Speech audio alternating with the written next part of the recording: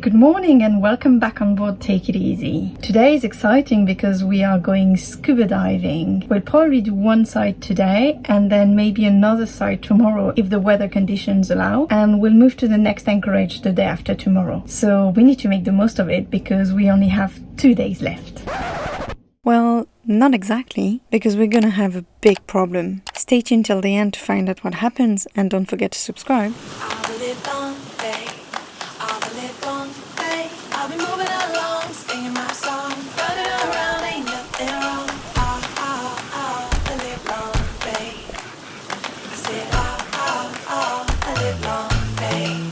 So what are we gearing up for? Scuba diving. So excited. I think we're just gonna do an easy one today, so not very deep, 15 to 18 meters probably. I don't know if it's gonna be the best area, but given the conditions, it's gonna be the best for today. Hopefully we can see lots of cool stuff underwater. Let's see. Yeah, bottles are ready, doing the BCD, fins outside, and here we go.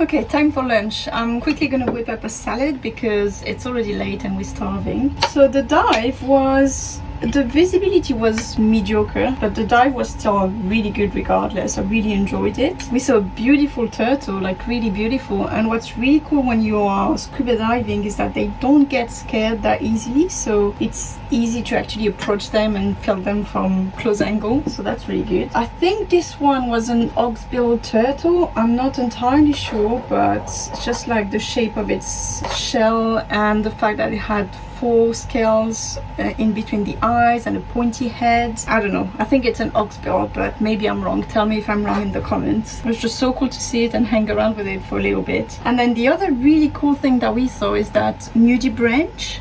So I think it was a Spanish dancer because they are different from other nudibranches in that they have the capacity of swimming as well as crawling. But I did thought that Spanish dancer only come in red, and this one was definitely not red. So I don't know, I couldn't find anything about this on the internet, so very surprising. And you know what, that's what is really cool about diving, is that it doesn't matter how many dives you've done, if you look closely you always find something new, something surprising, something that you've never seen before. Obviously, you know, diving in Raja Ampat helps in seeing stuff that you've never seen before, but yeah, it's really nice, and it gives you that opportunity to stand still for an hour or so and just look at your surrounding and do nothing else. So in the salad for today we have this leftover rice, grated carrots, some tomato, cucumber, eggs.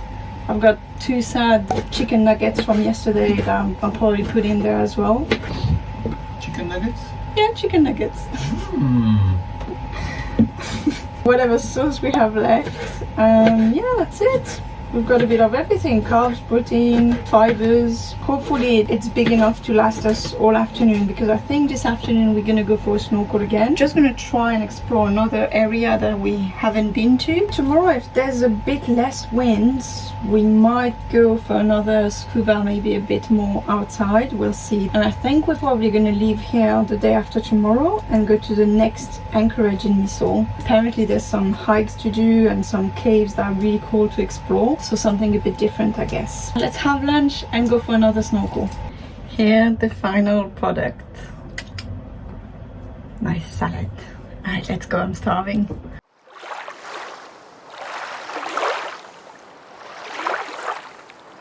Before we jump in the water once again, let me tell you more about the turtle identification. We have 7 species of marine turtles on the planet, 6 of which can be found here in Indonesia. That is really nice for us turtle lovers, but that doesn't really help with identification. So the first one, the leatherback sea turtle, is so different from the others, we already know it's not ours. The Kemp's Ridley sea turtle is the only one that can't be found here, and it's also fairly different. The olive ridley is more greyish, and the shell is nearly round and has at least 6 lateral scuds. So it has to be one of the remaining. The loggerhead sea turtle has a large head compared to the body. The shell has 5 scutes, and there is an inner scute in between the eyes, so not ours. The flatback sea turtle is really round and flat. Finally, the green sea turtle has only 2 scuds above the eyes, whereas ours has 4 with a pointy head. So that leaves us with the hawksbill. There is a very useful website that exists to help with identification. I'll put a link down below. I hope you agree with my conclusions. If not, let us know in the comments below. Alright, let's get back to our day. What you doing? Adding more weight, because after the diving from this morning we are going snorkeling, so I need more weight. If not, I'm gonna float and can't go in the water. I want to see what's under. So the goal is to get wherever it's sheltered, because there's been a lot of wind lately. The swell is quite big, so we'll see where we can go. Yeah, hopefully we find a good spot. I think we will. When you look around, there's no bad spot anyway, so. We know there is a dive spot not far from where we are to the north, but unfortunately as we approached, the swell was way too rough to get there. So we settled for a sheltered spot just before.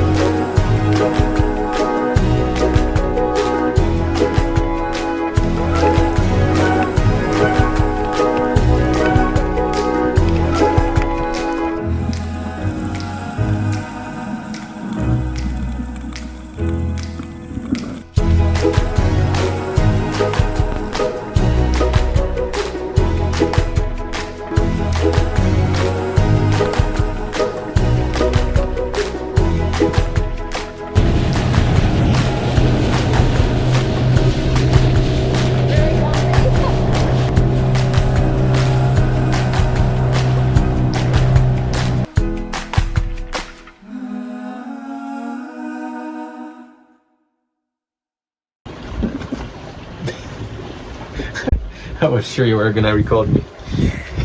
So what did you think of the snorkel? Nah, I mean, one side was not that great. It was a lot of dead corals and not a lot of fish. I mean, no, there was fish, but not much. But the other side was looking really good, but so many jellyfish. I went through the first wall, the second wall, and it was just endless. So we had to turn back and not do that part, which is a shame. The north side, it's quite strange. It must be wrecked by the wind, which means they probably have strong north wind. Yeah, it looked weird. I don't know why it was all dead. So. And I did see you bother those clownfish. No. You scared them in, and then you were waiting for them to come back out. I wanted a nice footage of them wiggling in the thing, in the anemone. Yeah, I wanted them to wiggle like this, and they did. Like the small one just went in and then came back. Yeah. Well, I saw you annoying the jellyfish. I think we're just gonna dry, and looks like we're getting moritos tonight. Nice.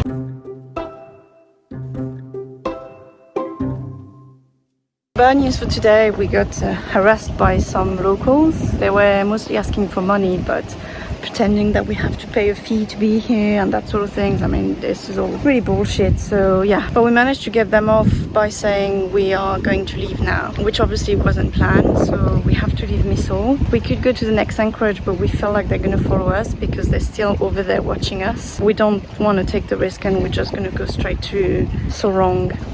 So Jan is untying the first line. Can you see them watching us?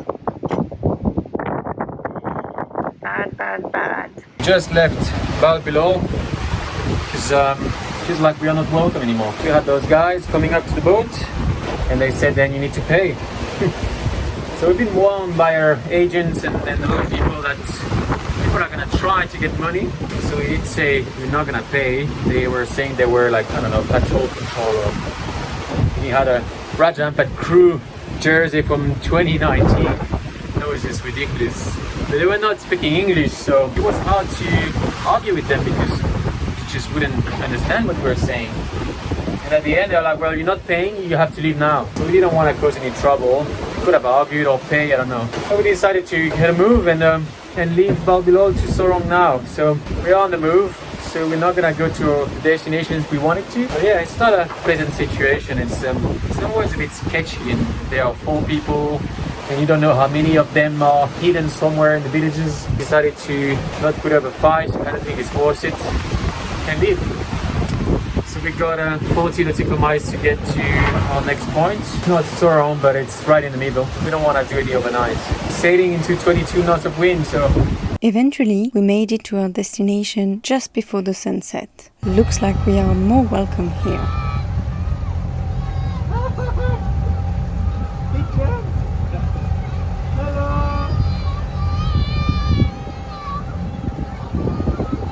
Okay, time for a rest, finally. So let's get back to what happened today, shall we? So to be in Raja Ampat, which is a marine park, everybody has to pay those entry permits that aren't exactly cheap. By the way, also not made with cruises in mind, because you have to be in Sorong to get them, which is fine if you are flying in, but by boat you'll have to enter Raja Ampat without the pass at some point. The funds goes directly towards the management and monitoring of the marine park, so towards the rangers who make sure there isn't any illegal fishing, logging, etc., and towards the National Park Office and different environmental programs to support manta rays, for example. I'm not going to lie, how the money is used exactly is really unclear. We've heard that some of that money is supposed to go to the locals so that they care for their reefs, and we've also heard that the money is solely for marine conservation and research and aid for the development of tourist infrastructures in communities.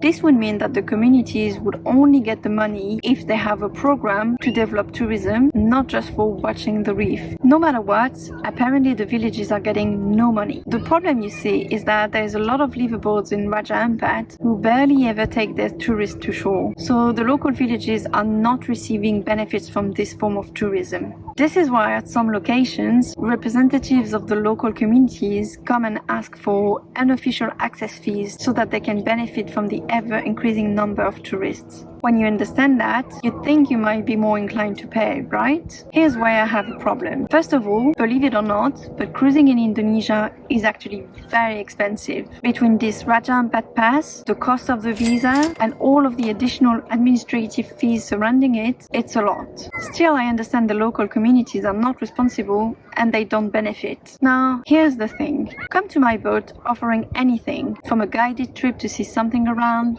to fruit and veggies from your garden, even coconuts, which they have unlimited supply of. Anything but some semblance of a service. I'll happily overpay for that. In the Louisiades, we used to give the equivalent of 20 Australian dollars for a single coconut that we could have gotten ourselves. I'm not looking for a fair exchange, but some sort of an exchange at least. Now, if you are coming and damaging my boat by bumping into it, boarding us without asking for permission, impersonating government officials, and very aggressively asking for money, it just feels like extortion. Also, I feel like if I pay, I am encouraging those kinds of behaviors. What's stopping them from coming again next day, or for other people to come and do the same? And if it is one price today, what's stopping them from raising it next? They were asking for a lot of money, by the way. 1 million rupiah, which they decreased to 500 when we said no. We decided to refuse to pay and therefore leave, which is not that easy to do because unplanned sailing can cause a lot of problems. We were lucky that we could actually leave, but if the weather had been different, or if they had come later in the day, it would have been a different story because we needed to be able to get here by day, which was already a close call. You simply can't sail at night in this area because of the fads,